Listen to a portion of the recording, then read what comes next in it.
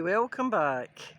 So it's very warm, middle of June, and today I'm going to start harvesting my lavender so that I can dry it.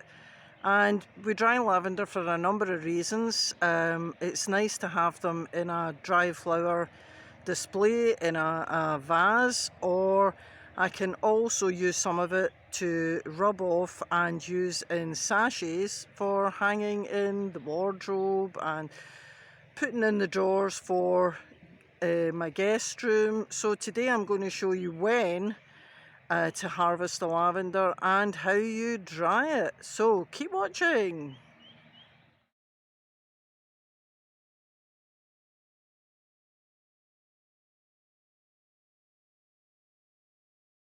So the plants that we have here along the border are in their second year now, and this is proper lavender angustifolia, which is the usual lavender that we have here in France.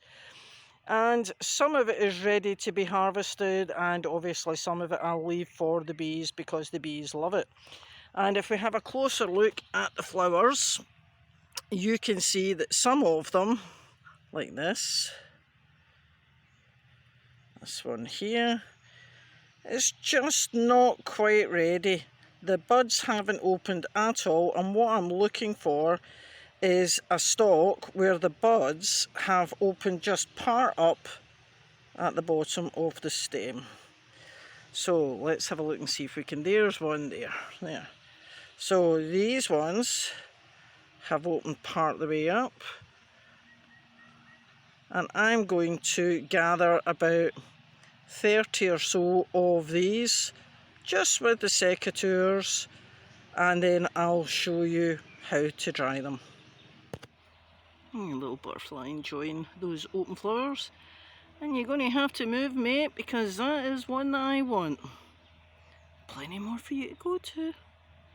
So I'll just, oh, he's gone. Right, so I've picked two bunches now, one of which the flowers are just starting to open at the bottom of the stems, but the top buds are still closed, and they are perfect if you want to dry them for putting into vases as a dried flower arrangement.